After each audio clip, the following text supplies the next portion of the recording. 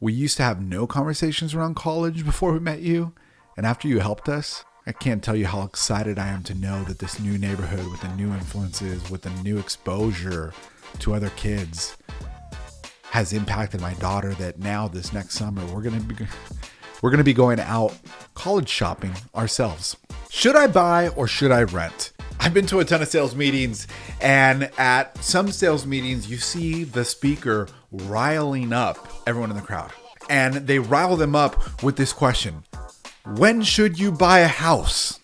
And the majority of the audience here are all real estate professionals. Their response and what they're being pushed to say is now. Might not always be the case.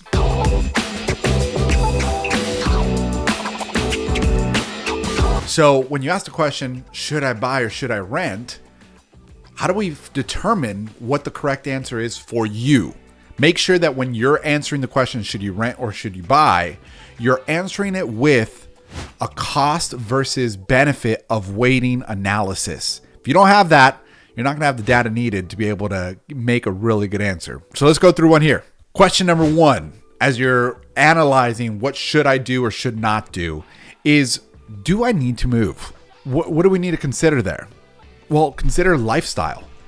Is the home in the location you want to be in right now? Is this the influence you want to have? I've had clients come up to me saying, Sosi, you have changed my life.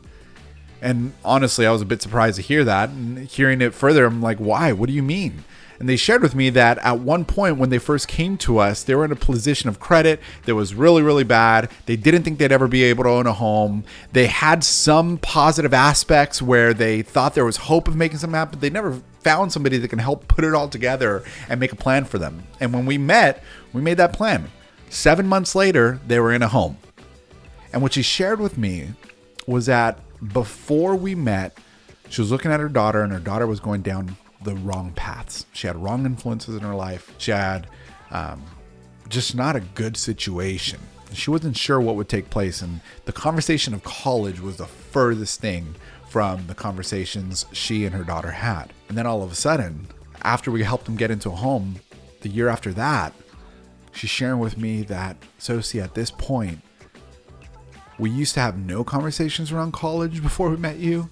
And after you helped us, I can't tell you how excited I am to know that this new neighborhood with the new influences, with the new exposure to other kids has impacted my daughter, that now this next summer we're going to be going out college shopping ourselves. Determine your lifestyle. Do you need to move? There are some neighborhoods where moving is necessity based on the location, based on your family needs, based on safety, based on security, based on transportation between your work and not, right? All these factors are usually the variables influencing us to consider moving. And so make sure that when you're doing this, here's my advice, in some journaling time or in some just self-reflection time before you go into the next steps, really write out, do I need to move? Write out family. Is this where I want to be? Location. Is this where I want to be? Share your thoughts with yourself so that you can even identify, is this something I do need to do? That's the first starting point. Second question, can I move? Right? The first is just the basis of identifying, is this really something I need to consider? Because what happens too often is we get so busy in life that we just keep going, and we never ask ourselves, what do I need? So take that pause, ask yourself what you need, and then from there, if the conclusion is, yes, I need to make a move, don't get too anxious yet. Don't feel like that means that needs to be tomorrow. Now, the next question is going to be, can I make the move? And that's going to be in the form of qualifications. Everybody. I can't tell you how many times I've spoken with clients who they have low income, low credit scores, no down payment. And I've spoken with clients with extremely high income, extremely high assets, extremely high credit scores. And both of those sides of the spectrum have come to me going, Sosi, I don't know if I qualify. Let me give you a little secret here, guys. Banks now, for the majority, as far as conventional Freddie and Fannie loans, they don't really base it off of the logic you and I would have when we consider what we would be taking into mindset in regards to lending money to somebody. They come from the aspect of legality, not necessarily logical qualifications. So what do I mean by that? Well, there's three factors that really go into a legal qualification. Number one, your credit. What credit score do you have? There are some loan programs that will lend all the way down to 510 of a FICO score. Most loan programs are looking at FICO scores that want to be above 580, 620. Most are going to have some of the best terms after 720 or 740, right? The range is going to be there. And so I don't want you guys to hear this and go, oh my gosh, you can go that low FICO score. Oh my God, that's what I need to do. No, there's nothing for free, right? There's always a cost in taking life. Most of the time, it doesn't make sense to get a loan if the FICO score is that low. And sometimes it does. Loans are built on a three-legged stool, for the lack of better illustration. One of those legs is going to be credit. And if the other two are strong and this leg is weak, we might be able to still sit on that stool. Might be able to still get the loan, right? But one of those legs is not going to do it only, either positive or negative. Second leg, it's going to be cash. How much down payment do you have? Some loan requirements do require more. Some require 40, 30% down. Others require 3.5% to 3% down. And others have what are down payment assistant programs attached to it that help compensate, where effectively you're coming out of pocket with almost nothing. How much down do you typically need? Well, most of the time you want at least something. Typically you want to have anywhere from $5,000 to $10,000 to at least start the conversation, even with most down payment assistant loans. If not, you want to have 3 to 3.5% is the next level. And if you want more than that to go to the next level, I'd say the next level is really 5 to 10. If you have more than 5 or 10%, typically you'll be able to find a loan product in any price range you're looking at to be able to qualify. And if you have 20, then absolutely there's even more opportunities there for you. Terms are going to be better, pricing is going to be better, so on and so forth. With all that said, full disclosure, there's a lot of different variables to it, but that is a good basic plumb line to use in regards to your perspective. If you're sitting there going, do I even have anything that's quote unquote worth speaking to somebody about? Yes. No matter what you have or not have, it's always good to get a professional opinion so that you can make a plan with actual professional advice instead of just out of professional assumptions. Third thing that's going to be analyzed is your capacity. So these are our 3 C's of the three-legged stool, right? Credit, cash, capacity. What is capacity? Capacity is your debt to income ratio. This is going to be an analysis of your income. And when you hear that, sometimes we immediately go, okay, they're going to want to make sure that whatever income I make right now is average 2 years. Not necessarily true. Most of the time, if you're a 40-hour full-time employee, you have the easiest income in the world. We can typically use whatever your hourly rate is. As long as we can see it's full-time, we can document it appropriately. Even if you just got a raise, typically that's not going to be a problem. We use that new one for the next year projection. If you have anything that's in consideration of a variable pay, right? Bonus, overtime, commission, night pay. If you're a first responder or somebody in the medical field and you work, 12 to 20 to more hour shifts, 24-hour shifts, that's going to be a different type of pay. That is not the typical 40-hour full-time salary. Yeah, you are working full-time hours, but typically on your pay stub, it's not going to be broken out that way. And so anything that's not broken out in that neat box is taken as a 2-year average typically. And so with all that said, your income is going to be one factor of your capacity. And the way that that gets calculated, you want to make sure that whoever you trust on the loan side is calculating it correctly because, surprise and behold, there's a lot of bad loan officers out there who do very minimal work, and you're the one who gets the short end of the stick. So make sure whoever is calculating that for you is calculating with all the documentation and resources that are needed to fulfill not logical rationale, but legal requirements. With that said, the second part of capacity is one part income, second part debt.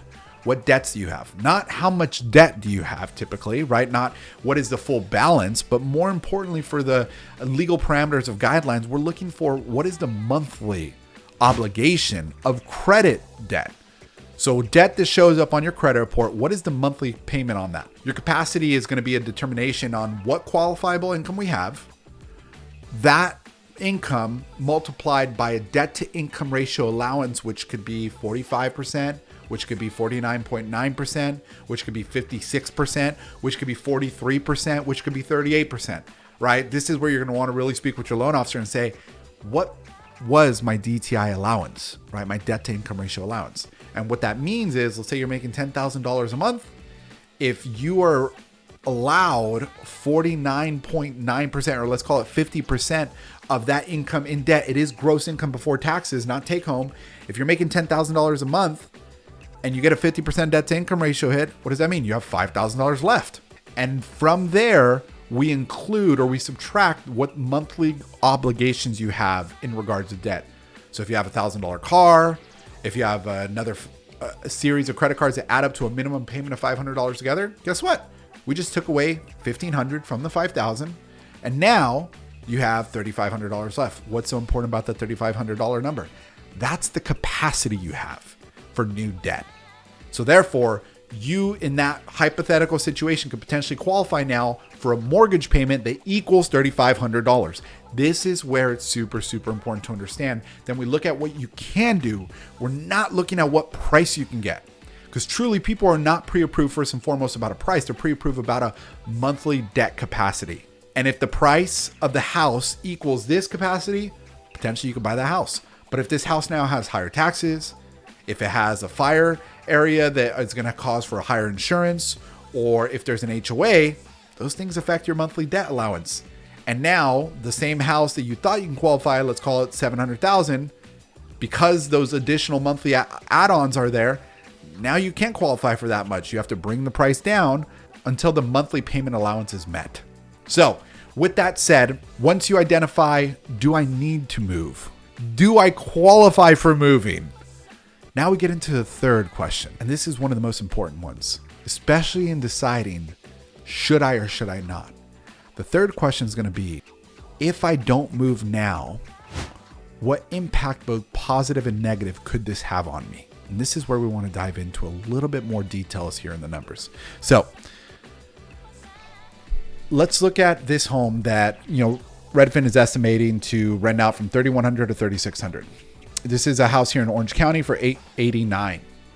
With that being said, let's say it goes over listing to $899, right? A little more realistic here with the way that the market is going.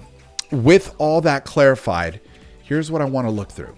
So first and foremost, this is going to be an example of one of the analysis we talked about, the cost versus benefit of waiting analysis. The rent here is $3,193. The cost, let's say it's $899. I have a 5% down option, a 10% down, and a 15% down option. Looking at all these different down payments, all same purchase price, look at what the monthly payments equal to. $53.17, $49.54, and $47.46. So even with the 15% down here, which would be at about estimated $153 out of pocket, we would be looking at a $47.46 monthly payment. So when people go renting and buying are the same thing, and sometimes it's cheaper to buy instead of rent, they're typically not speaking about buying in California. One of the reasons there is because when you look at this, right, this payment is made up of a few components. Yeah, the principal and interest payment is almost close to the rent, but when you consider taxes, homeowner's insurance, and if you need monthly mortgage insurance, then the payment adds up to a new number. So when we look at this, I'm sure the first emotional response for many people, as I know it was for me when I first started looking at home buying, was, oh my gosh, I can't do that. That's way out of my budget, right? It's out of my norm. But if you can qualify for it, that's where I would encourage, let's make sure to truly write out a budget. What is the cost of not doing this, and what would be the impacts if you did do this? Look at what might have to be sacrificed, and if it's truly worth you not sacrificing that to not get into a home. And so what I mean by that is looking at these monthly payments, they are higher, but what do they create? Well, if you continue renting the way you are right now, let's say that the rent increase only goes up 1.5% every year. Now, when we look at where you're going to be at in 5 years, you're paying your landlord $197,000 over 60 months. The reason people look at these numbers and go, you know what, it's worth me making this move, is because when you look at the difference of payment, we start identifying at that point that the difference of payment is actually also meaning a difference of investment. Your loss here in 5 years is $197,000. No matter what down payment option you choose to move forward with, 15, 10, or 5, you're north of $70,000 of principal payments. So you can give your landlord $197,000, or you can give yourself $70,000 to $78,000 from these estimates here. But in addition to that, buying a property is not just about you having this forced savings account, this means of you paying down principal and therefore giving yourself more equity, right? This means of when you put money into your mortgage payment, it goes into money you can tap into later. It's not just that alone. This $70,000 to $78,000 is also now married to something that's called appreciation. And it's not just appreciation as far as gratitude goes. This is appreciation in the sense of values going up. When this 70,000 is married to, let's call it a national average of 3.69%, when those are married together, this 70,000 to 78,000 in 10 years turns into what? Over $600,000. Over $600,000 of equity for you. So the reality here, according to these figures, right? Let's do some of the math here and we'll do it together. If I pay $5317.67 and I minus $31.93, I'm having a monthly payment difference of $21.24.67. Over 10 years, that saving is $254,000. So I am going to keep renting so I can have $254,000 in savings if I force myself to actually save that money every month instead of putting 5% down and buying this home and moving into it. That's option A. Compared to option B, $254,000 sounds like a good amount, except when it's compared to this, $613,000. No matter if you decide to wait and buy or buy now, realize the big factor is not just looking at everything from the timeline of now. It's looking at the timeline of later as well. And in that later future self, do you see yourself on path A or path B being more successful, wealthier, and setting up your family for a better position? That's the question you want to be asking yourself as you answer, should I rent or should I buy? Leave some comments here. Give me some feedback. Give me challenges.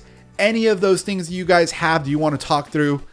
Bring it in the comments. I'm so excited to chat with you there. And if you found any help in this video for the purposes of trying to get this type of information out to the masses, please smash that like button so that we can use the algorithms to be able to get this information out to more people and help people make better decisions. Thanks so much, guys. Chat with you in the comments soon.